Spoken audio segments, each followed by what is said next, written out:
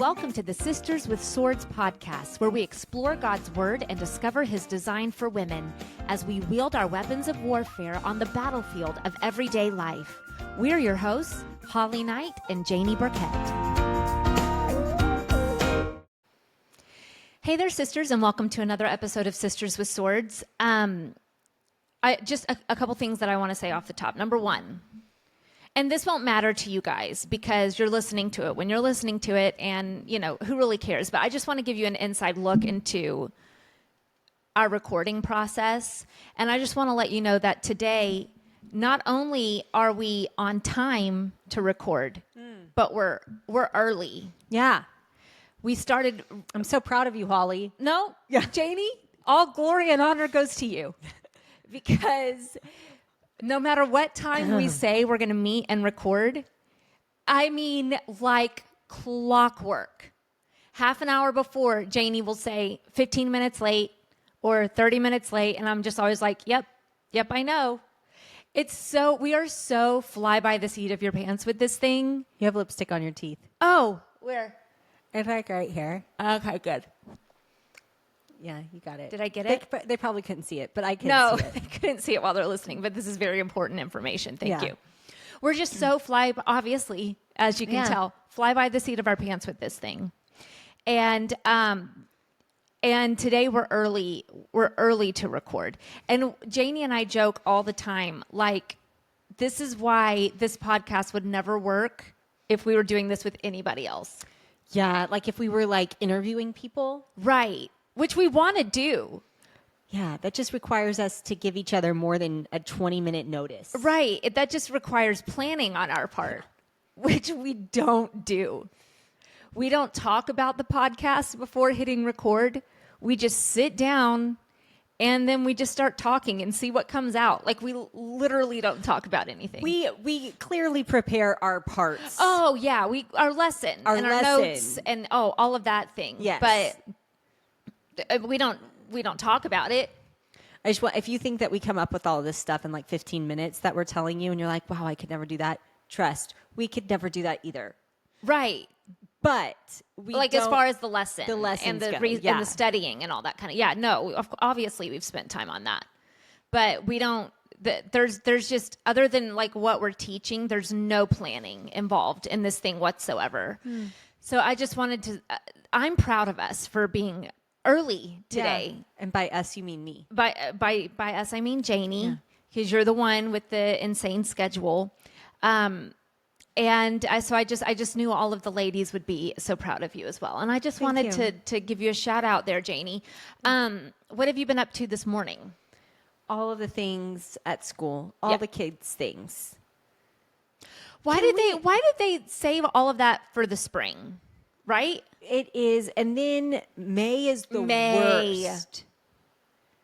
Can we talk about how we haven't gotten to May yet, but I'm already like nervous in my belly for May because it's like, you know, and then they try and put Mother's Day in there and they're like, we love you, moms. I'm like, do you love us? Yeah. It doesn't feel like you love us. No. It feels like you hate us. All the projects. Every day is a different dress up day. Every day is a different party. Every day is a different program. Every day is a different project.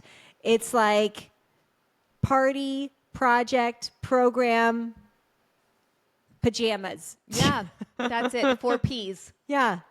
Uh-huh. I couldn't think of like a dress up day that started with P. What would that be? Pilgrims. I don't know. Pajama day is good. Yeah.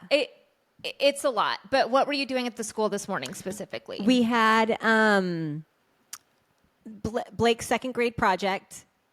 Blake, if you can't see, let me put in quotations. Blake's, in quotes, second grade project. Yeah. Why? Because you guys know, in the kids' projects at school, especially when they're young, is really a project for mom and dad. Right. I mean, they didn't even learn really about their topics.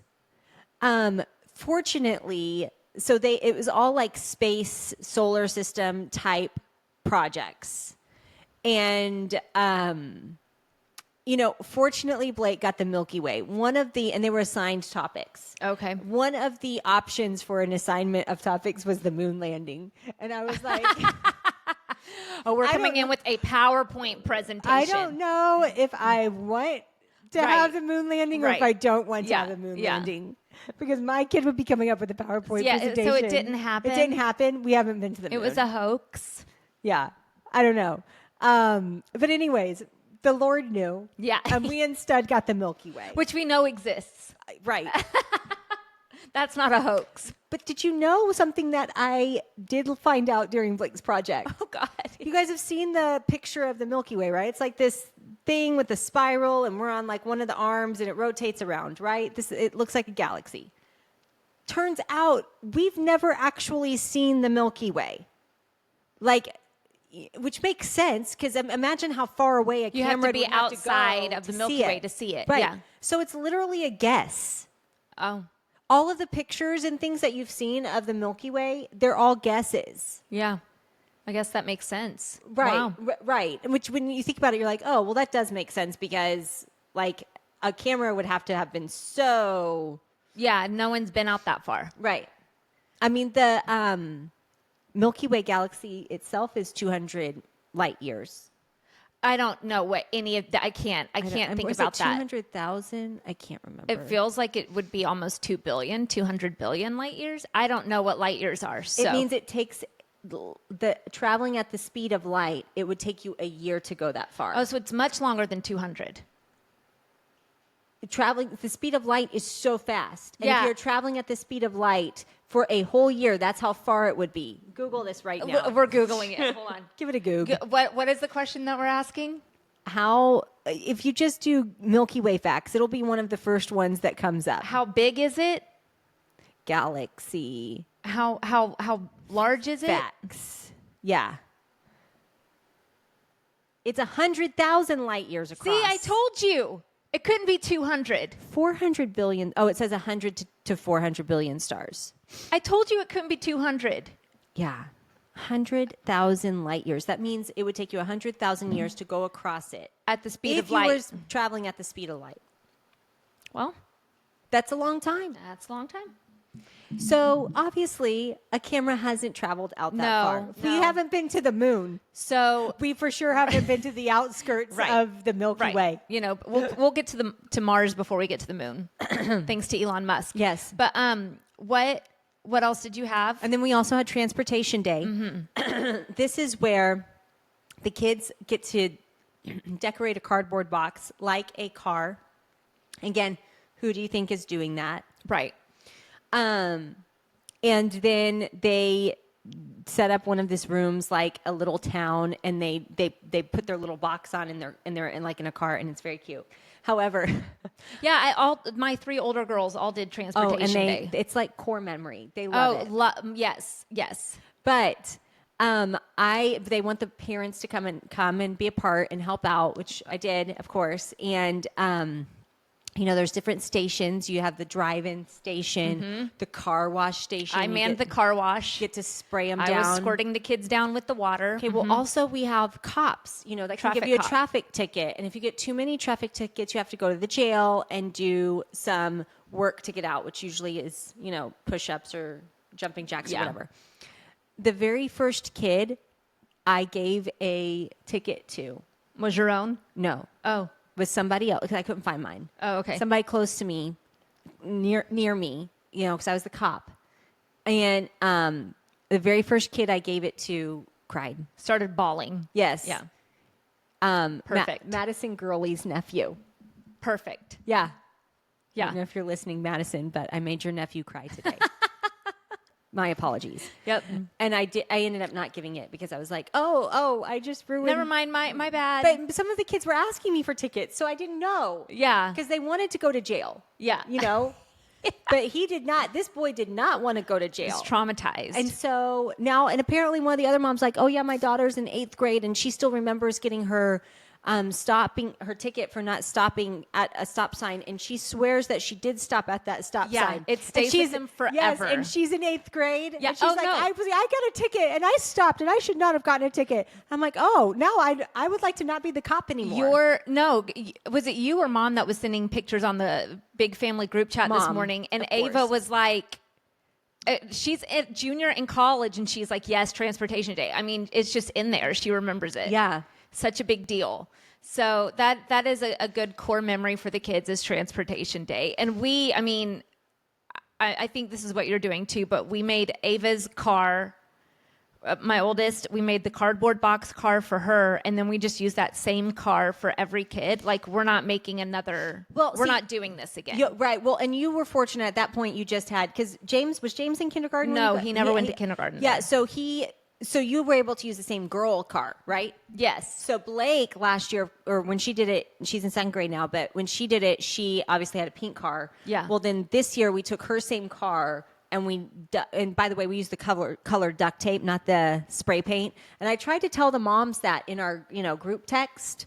And some of them were like, oh, we're just going to paint it. And like literally today, 4 of the moms were like, yeah, we should have duct taped it. Because it wasn't dry or what? Because it takes so much paint. And you think I'm just going to spray paint it? It's just a little cardboard box. Right. No. And the cardboard absorbs the paint. Oh, yeah. So you almost have to like prime it first. Oh, gosh. And then who has time for that? And then think about like your finger hurts. Spray painting. Like one of them was like, I used 5 cans. Oh my gosh. And I was like, oh, that's too much. Yeah, no, you go to... and every time they got to take your ID because they're worried you're huffing the paint.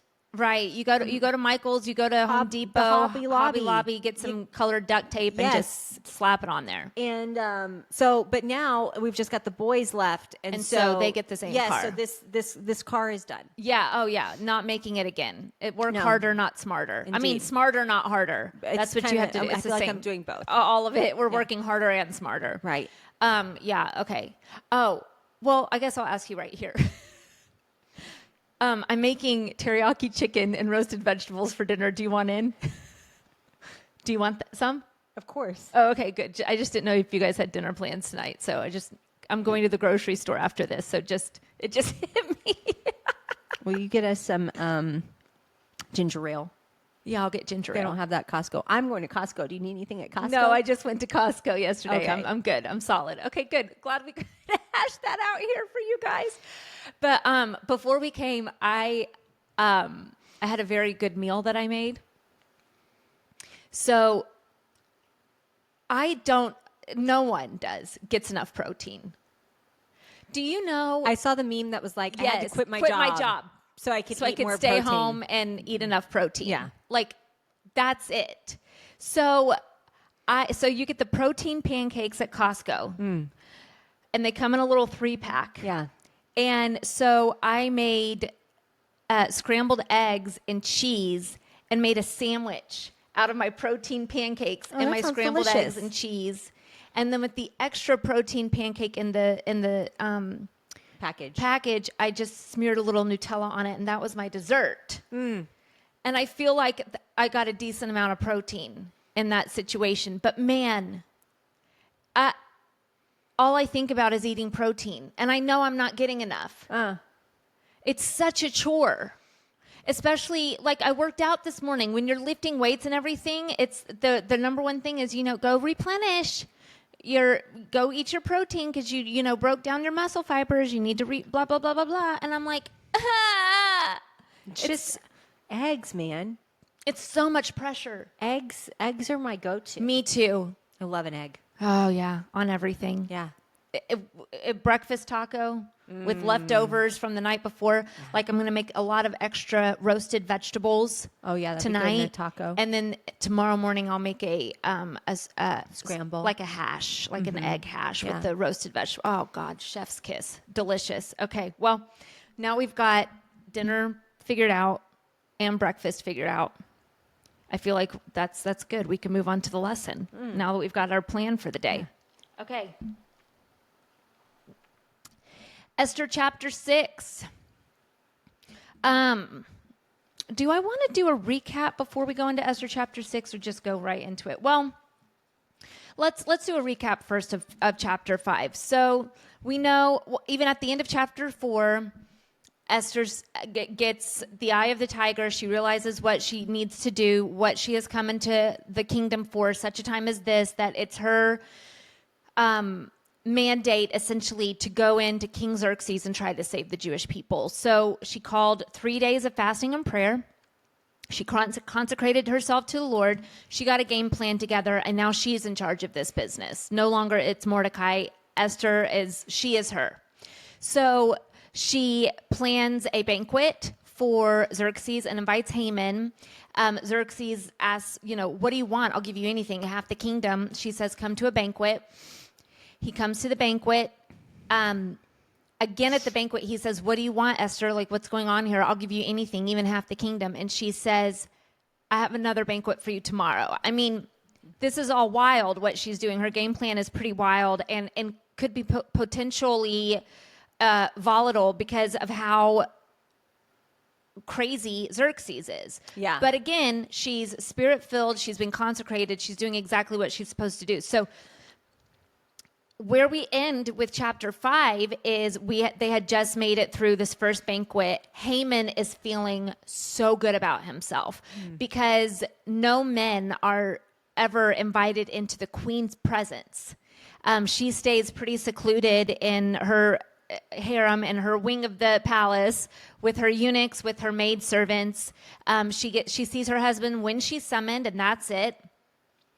And so Haman's feeling pretty great about himself, puffed up that he got to go to this banquet with Xerxes and Esther.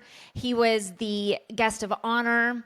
And so then he leaves the banquet to go home, and he walks past the city gates, and there's that good-for-nothing Jew, Mordecai, who now would, as before he refused to bow to Haman, now he refuses to even stand for Haman when Haman walks by. And that's a pebble in Haman's shoe that he's willing to murder an entire race of people for. So he goes home, he calls his crew together, his wife, his friends, his sons, and he's like, I've got everything. Like, I've got a beautiful wife, all these sons, wealth. I'm second in command of the kingdom next to Xerxes. I just had this amazing meal at the palace in my honor, and Mordecai won't even stand up for me. And we see at the end of chapter 5 that Haman's wife says, you deserve so much better than this. You don't deserve to be mistreated and disrespected in this way, Haman. Here's what you should do. Go build a gallows, and tomorrow morning you're going to hang Mordecai because he is disrespecting you. And that is the plan that is unfolding on Haman's end. And so that's where we pick up in verse 6. It's the night. Chapter 6. I'm sorry. Yeah, chapter 6. It's the night after banquet number 1. So Janie, go for it. That night, sleep escaped the king. So he ordered the book recording daily events to be brought and read to the king. They found the written report of how Mordecai had informed on Bigthana and Teresh, 2 of the king's eunuchs who guarded the entrance when they planned to assassinate King Xerxes. The king inquired, what honor and special recognition have been given to Mordecai for this act? The king's personal attendants replied, nothing has been done for him. The king asked, who is in the court? Now Haman was just entering the outer court of the palace to ask the king to hang Mordecai on the gallows he had prepared for him. The king answered him, Haman is there, standing in the court. Have him enter, the king ordered. Haman entered, and the king asked him, what should be done for the man the king wants to honor? Haman thought to himself, who is it the king would want to honor more than me? Of course. Haman told the king, for the man the king wants to honor, have them bring a royal garment that the king himself has worn, and a horse the king himself has ridden, which has a royal crown on its head.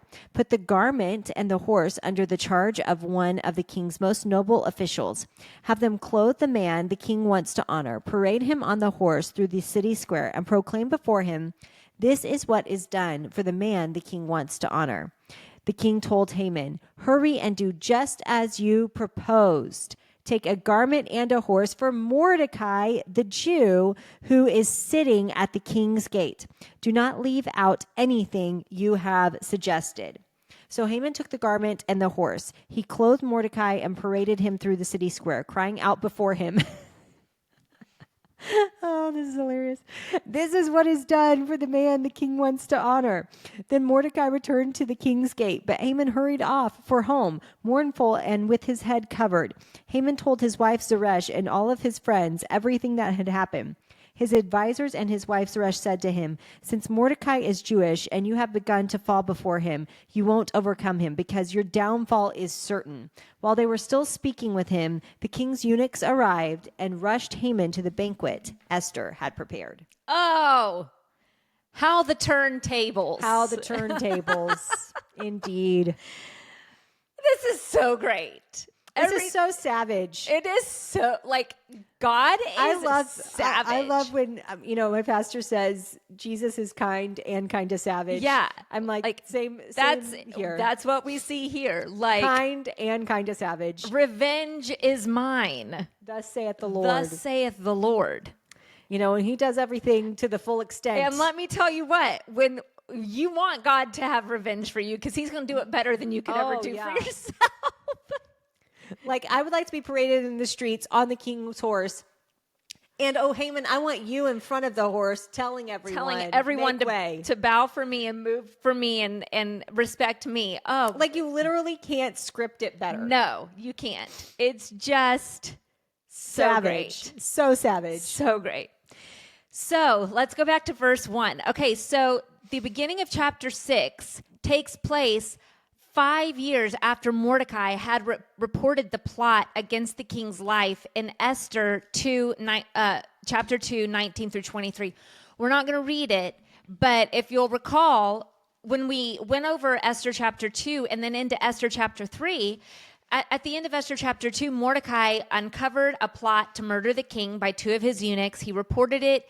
It checked out, so they arrested the eunuchs and they hung them in the gallows. And he saved King Xerxes' life. But then literally the very next verse, chapter 3, verse 1, it says, "So King Xerxes honored Haman." Do you remember how we talked about that? Where it should have been Mordecai that was honored and given promotion. And who is this guy Haman?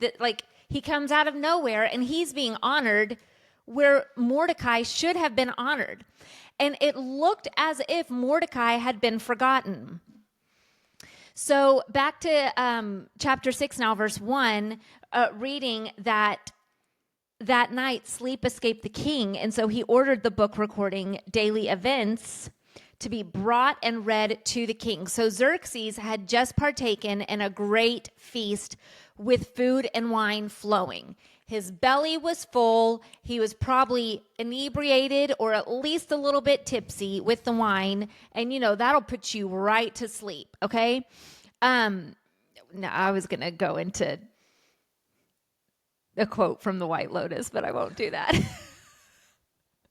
Someone stole all of her lorazepam. She goes, "Where's my lorazepam? It's been stolen, and now I don't even know how I'm going to sleep. I'm just going to have to drink myself to sleep, I guess." And that's what made me think of this. He drank himself to sleep. So he should have slept like a baby. Yet sleep eluded him. The king should have requested...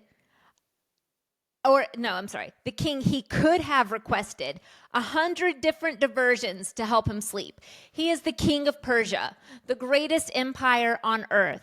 He has everything at his disposal, and he cannot sleep. He could have asked for a concubine to come in and keep him company.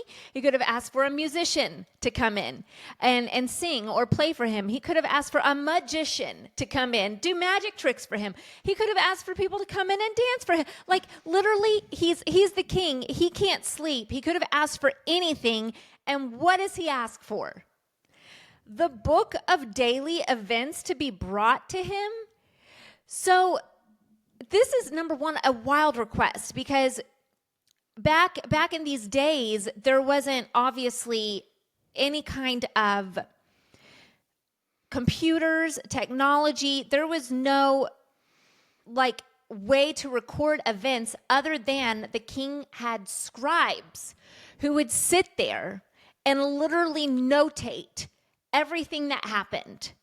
The conversations the king had, the events of the day, who came in to see him, who did what. So there was some form of record keeping. Everything was meticulously kept by the scribes, recorded, and then kept in these books.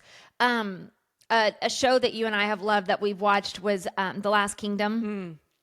Oh, yeah. And you remember, I can't remember the king's name, the frail Alfred. one. Alfred. King Alfred, he had... Is it Alfred? I think so. Yeah. Okay. King Alfred had, this is what makes me think of that, because he had scribes writing down everything all day, every day. And if there were things that like they didn't want to be recorded, they would be like, don't write that. Yeah. You know what I mean? Like, so, because otherwise everything would be recorded. And so you have to think, there were 120 provinces in Persia. There had been 5 years between the time where Mordecai saved the king and the night of this banquet. All 127 provinces had their own book of daily recordings for 5 years. So you have to think of the gargantuan library. Yeah. That the king's attendant went to go, and he could have picked any book of daily recordings to bring to the king. It probably looked like the library in Beauty and the Beast. I know, with the ladder. Yeah. Oh, how great. So hundreds, if not thousands, of manuscripts there to be chosen from. And the king's attendant goes and picks the very book of daily recordings that has recorded 5 years ago when Mordecai saved the king's life. Out of hundreds, if not thousands of manuscripts, he picks that one. None of this is an accident or a coincidence. Again, here I go again. God is orchestrating every detail of this story. So let's go to verse 2. They found the written report of how Mordecai had informed Bigthana and Teresh, two of the king's eunuchs who guarded the entrance when they planned to assassinate King Xerxes. So after Mordecai had saved the king's life in chapter 2, as we just said, Haman gets recognized and honored. It seems as if God had overlooked Mordecai's actions and the enemy was honored. That's a big deal, because I know it can feel like that sometimes in our lives, where God, I've been doing right. I've been living right. I've been serving you. I've been honoring you. And that person over there got the promotion I wanted. Have you seen anything I've done? Like, do you see me at all? Is all of this in vain? It looks like the enemy was honored. But Hebrews 6 tells us, for God is not unjust. He will not forget your work and the love you demonstrated for his name by serving the saints and by continuing to serve them. And this is the crux of today's lesson, and we're going to touch on it here. We're going to get through the rest of the chapter, and then we'll come back. But the important thing that I gathered from this story for Mordecai, and I think it really applies to us too, and might apply to you specifically right where you are, is that God's delays are not denials. We just read that God is not unjust. He will not forget your work and the love that you are demonstrating for his name by serving the saints and by continuing to serve them. He will not forget that. He sees that. He is not unjust. He will not overlook what you're doing. He sees what you're doing. And his delays in coming through for his promises for you or his provision for you is not a denial. A delay is not a denial. Because what if Mordecai was rewarded 5 years ago when he should have been? What if he was rewarded then? It's very unusual that Mordecai was not rewarded at that time, because that was the usual practice among the Persians. And it was a way to maintain loyalty with the subjects. If they were loyal to you, you're going to be loyal to them. And the loyalty is a two-way street. So it was very bizarre that Mordecai was not honored at the time when he spared the king's life. But if he had been honored then, we would be in a mess right now. Well, because if it goes to follow that if, it was 5 years ago that happened, then there's, at least 4.5 years between when that happened and when Haman gets the king to do his decree that all the Jews are going to be killed on that one day. So, that he obviously would have forgotten about that. Right.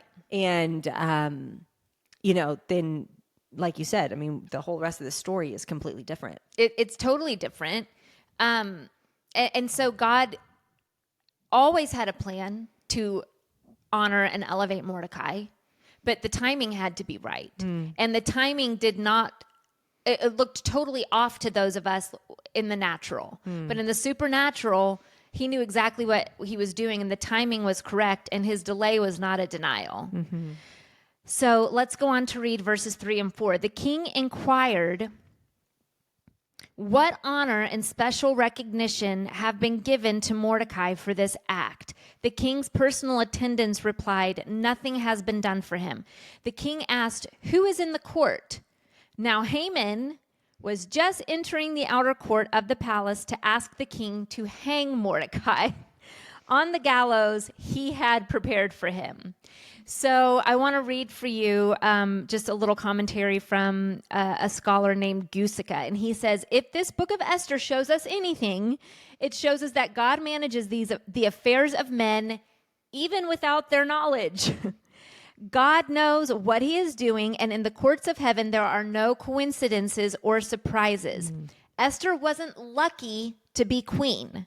Mordecai wasn't lucky to have overheard the assassination plot. It was not luck or chance that made Haman enter the royal courts at this time with this heart. All of these events were orchestrated by God and not by luck. Now, this becomes difficult, of course, when bad things happen to us. It is easy to see God's management of all things when we see good things happen. But what about when bad things happen? Even then, we must trust God's total plan, realizing that all things work together for good for those who love God, to those who are called according to his purpose. We understand that Paul says all things work together. Any one event taken in isolation may seem to make no sense. But when we see all things working together, we then see the ultimate wisdom of God's plan. So that's exactly what I'm trying to say here. All of these different events that we see taking place. The assassination attempt thwarted by Mordecai. Haman being elevated, this decree sent out from the king. Mordecai putting on sackcloth and ashes and mourning publicly at the city gate. Esther sending him clothes, those being refused. Like all of it, you look at all of these different events in isolation, and none of them make sense. Haman's wife telling him to go build a gallows to hang Mordecai. That's terrifying. Right. That's a bad thing to happen. But when we can take a step back and realize, but God is orchestrating this. God is in control of my life. He is going to work everything for my good and for my benefit. We have to trust him. And it is difficult in those times. But as we see, Haman himself was going to hang in those gallows. Yeah. So we have to trust the Lord. We have to trust the Lord. Blake, my little Blake, is learning this already. Do you know what she said to me the other day? No, what? Oh, it was heartbreaking. She, has all these brothers. Oh, yeah. And also, like, the video of me telling the kids that Boone, our last baby, was going to be a boy, I mean, Blake's just sobbing. They have all brothers. Yeah. And she's like looking around at Banner and Byron and is like, but there's already too many brothers. There's too many boys. So anyways, hilarious. And so, she's obviously still so sad that she does not have her twin sister. Yeah. And just recently she got a mini fridge for her room. And before you go thinking that we're that extra, I mean, this thing was literally like $30. It fits 3 Coke cans in it. Okay. Yeah. It's like a Hello Kitty mini fridge. Yeah. It probably will short circuit. It's like the size of a shoebox. It probably will short circuit and burn the house down. Sure. Sure. We should probably check on that. But at any rate, and to be clear, you did not buy her the mini fridge. I actually did. Oh, I thought you said a grandparent did. No. Oh, okay. I did. Okay. But she wrote on it, Blake and Brycey Joe's fridge. Yes. Is that precious? Yes. So just a week or two ago, she came up to me randomly and, had tears in her eyes. And she goes, Mommy, if Brycey Joe was still alive, would we have our brothers? And I said, I don't know, because I don't. Who's to know? And so I said, I don't know. And she just goes, well, even though they annoy me a lot, I really love my brothers. And so she's putting together that even that is working. And obviously we don't know what God's plan for our family would have been if we had been, if he had spared Brycey Joe, but she's already even at a young age starting to see that even the bad things in our life, God is orchestrating for our benefit. Yeah. Oh, bless her little heart. She's so tenderhearted. She is. Which is why, she wants to get James a Ferrari. Right. For his birthday. Or Lamborghini. A Lamborghini Lambo. Yeah. That's what he wants. Yeah. She just wants that for him. She does. And, he wants that for him too. Yes. A little turd. Okay. So, next question, we see Haman coming into the king's court, and the king was coming out to go find Mordecai, and Haman to honor him, and Haman is coming in to ask the king for him to go find Mordecai to kill him. So everyone's looking for Mordecai. Yes, Mordecai's the man this morning. So why was Haman at the king's court so early? It's because he was enraged at Mordecai, and he had already constructed the gallows, and he was ready to ask the king about hanging Mordecai. So he had been constructing the gallows all night. That was done. Now he's like, I got to go talk to the king and get permission to hang this guy. Well, little did Haman know that while he was constructing these gallows all night long to get revenge on Mordecai, God disturbed the king's sleep, orchestrated it so that the king was reminded of exactly who Mordecai was and what he had done, and the king now intended to honor him. So while the enemy was plotting over here, God was very much working in the background over here to thwart this plan. The king's restless night and reading of the records regarding Mordecai saved his life. Saving the king's life and not yet being rewarded had been orchestrated by the hand of God. And all of this was taking place right in the palace, right under Haman's nose as he's building the gallows to kill Mordecai, which is just, again, God's revenge is so much better than ours. Let him have it. So verse 6 says, Haman entered and the king asked him, what should be done for the man the king wants to honor? Haman thought to himself, who is it the king would want to honor more than me? There couldn't possibly be anybody else that the king would want to honor. Here I am. Proverbs 11:8 says this, the righteous one is rescued from trouble. In his place, the wicked one goes in. God often allows fallen man to set his own trap. And here we see it happening before our very eyes. Haman told the king, for the man the king wants to honor, verse 8, Have them bring a royal garment that the king himself has worn, and a horse the king himself has ridden, which has a royal crown on its head. Put the garment and the horse under the charge of one of the king's most noble officials. Have them clothe the man the king wants to honor, parade him on the horse through the city square, and proclaim before him, "This is what is done for the man the king wants to honor." So Haman obviously thought the king was wanting to promote him and honor him.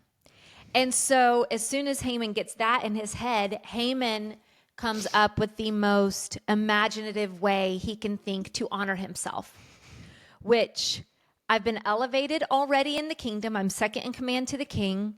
I've already got a wife. I've already got 10 sons. I'm already sitting at banquets with the king and the queen. What else is there? I'm already being honored everywhere I go. What else is there? Well, I want to be like the king. I want to wear his clothes. I want to ride his horse. So it's like that's the next step for him. And that's what he's putting in his mind is how big can I make this for myself? So he got as imaginative as he could. Now, it was said that the Persians regarded the royal robe as having magical properties. So Haman, like I said, already had money and power. So what he craved was to be honored like the king. And so that's what he was putting out there for himself, essentially. Verse 11 says, "So Haman took the garment and the horse. He clothed Mordecai and paraded him through the city square, crying out before him, 'This is what is done for the man the king wants to honor.'" You have to imagine he's doing it like this.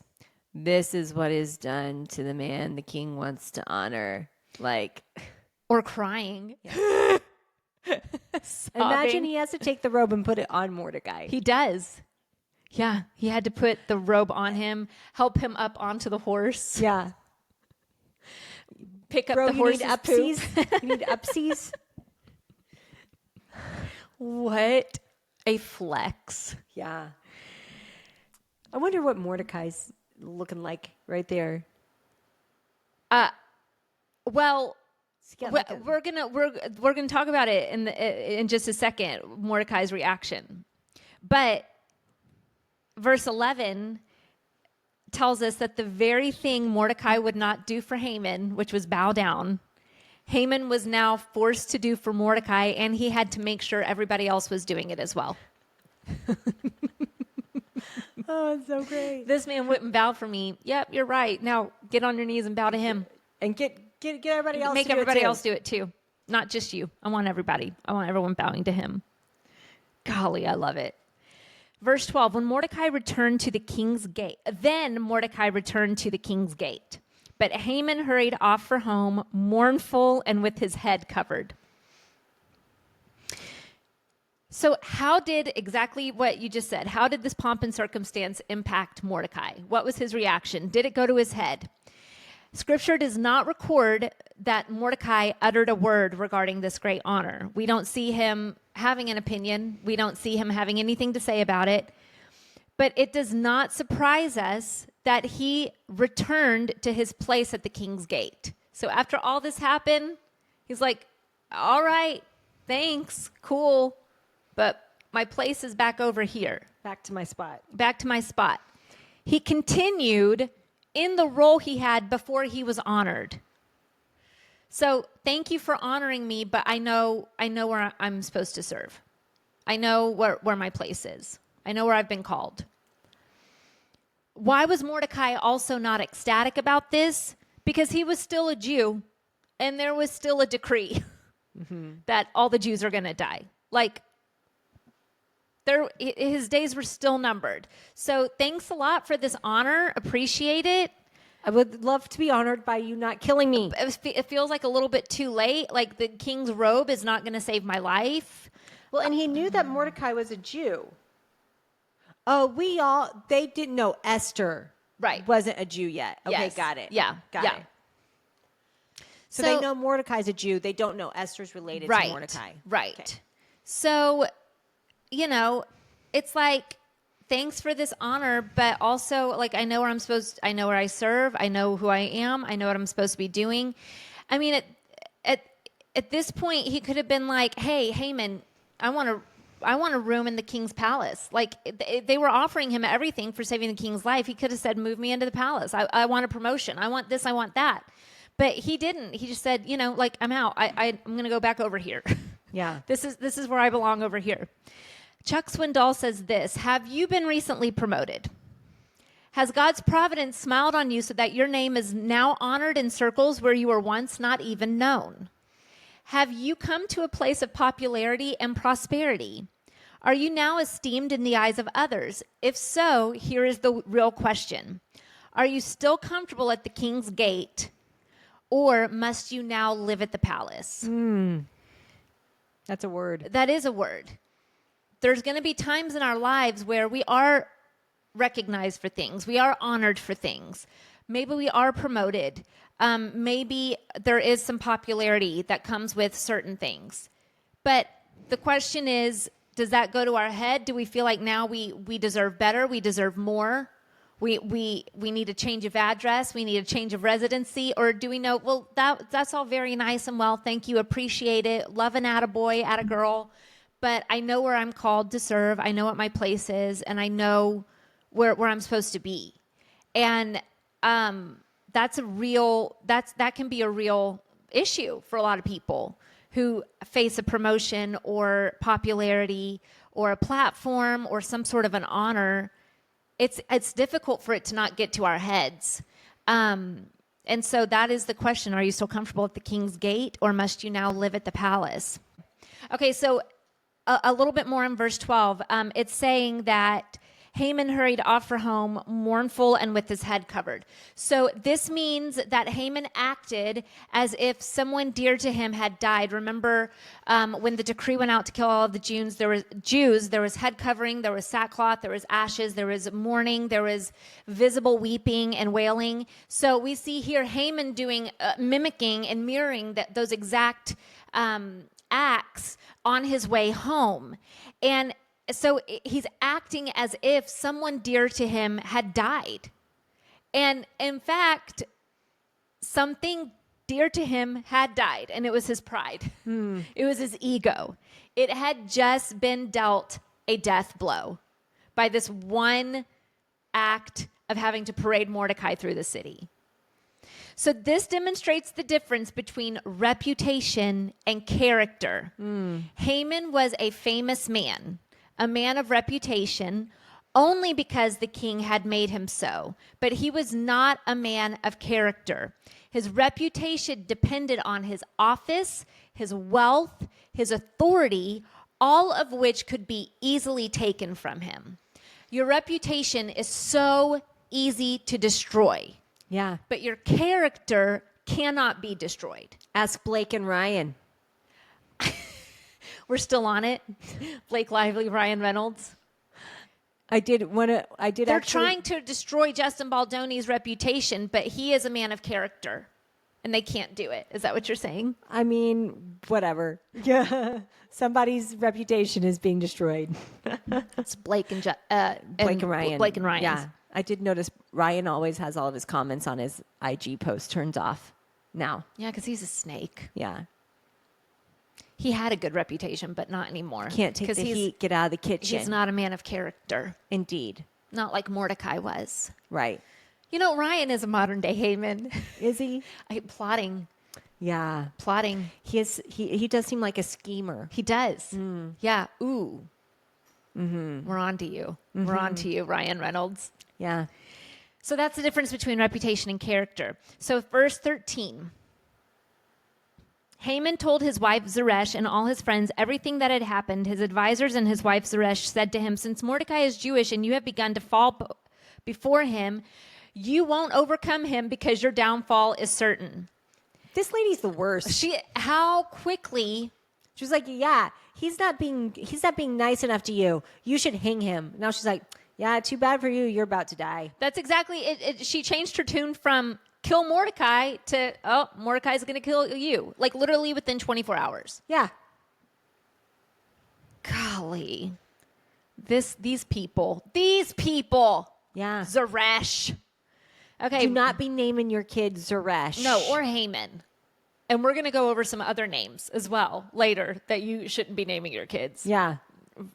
Come to think of it. So verse 14, while they were still speaking with him, the king's eunuchs arrived and rushed Haman to the banquet Esther had prepared. So his wife just said, yep, good luck to you. You're going to die.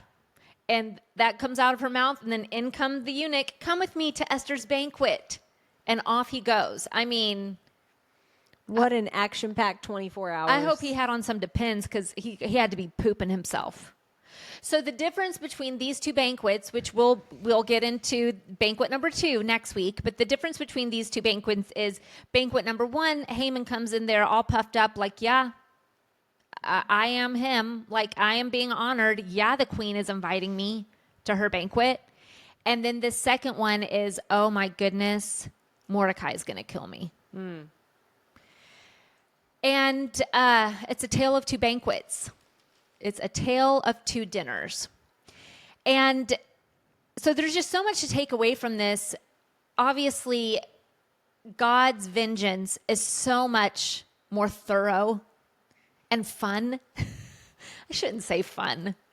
Fun for us to read than we could ever take vengeance for ourselves. Than if we could ever take vengeance for ourselves. His revenge is just so much more thorough and savage.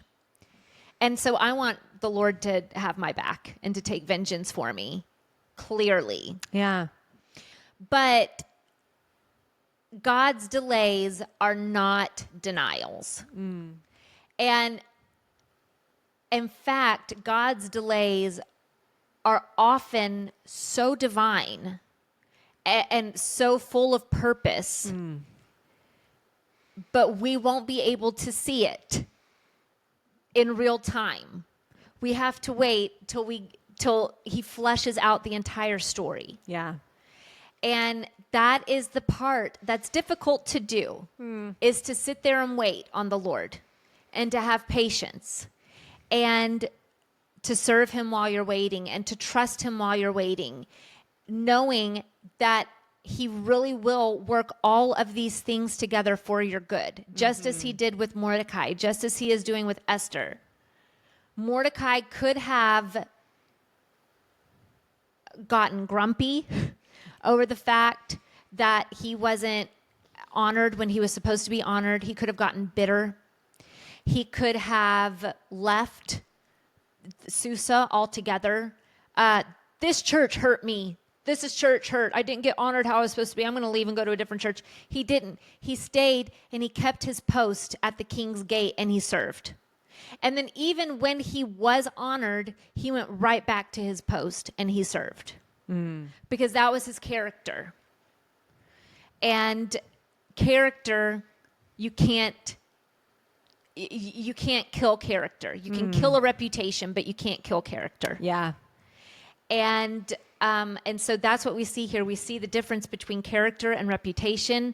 We see the difference here between delays and denials, and that they're not denials. We see the difference here between life and death. There's just so much packed in here into this chapter that I love studying. And yeah, it's been a fun chapter for me. Janie, what say you? Yeah, good job. Thanks. We're proud of you. Oh, thank you. I'm proud of you for being here early today and for starting early. Yeah. So we've got meditation memorization on Thursday. We'll be digging into chapter 7 next week. We're over halfway done with Esther. That's wild. It feels like we just started. Yeah. And here we are just churning along with our girl Esther. It gets better and better the farther we get into the story. So churning and burning, suited and booted. So we love you, ladies. We'll see you back here on Thursday. Love you. Love you.